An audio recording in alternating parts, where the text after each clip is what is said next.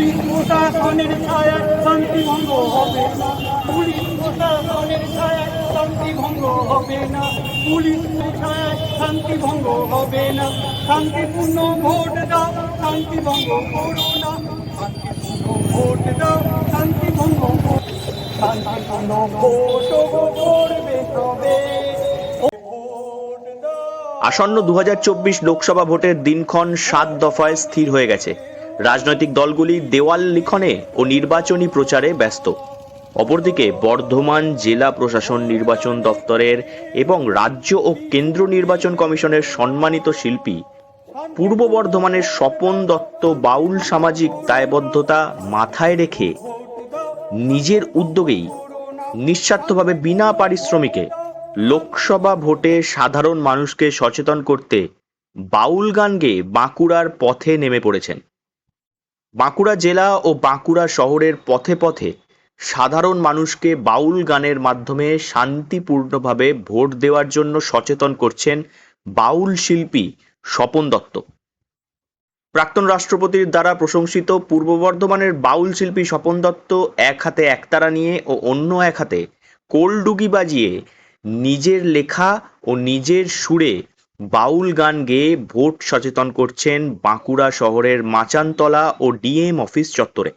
স্বপন দত্ত নিজের লেখা ও নিজের সুরে বাউল গানের মাধ্যমে বলেছেন, নিজের ভোট নিজে দাও, ভোট নষ্ট কেউ করো না, শান্তিপূর্ণ ভোট দাও, শান্তি ভঙ্গ কেউ করো না।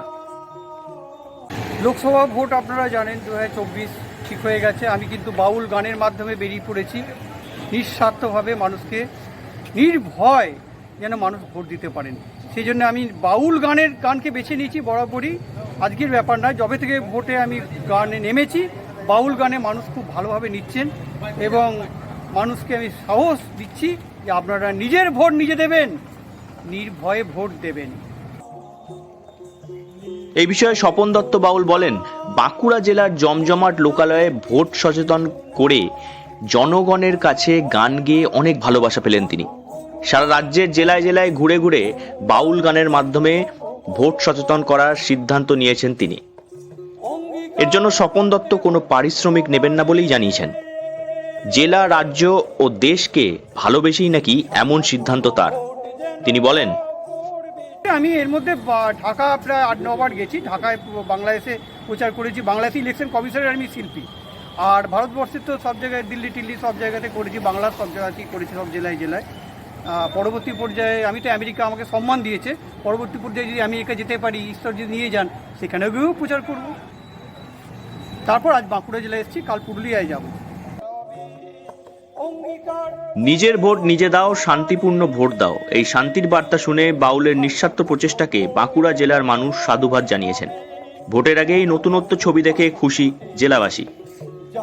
বাঁকুড়া থেকে নীলাঞ্জন ব্যানার্জি রিপোর্ট, লোকাল 18 বাংলা।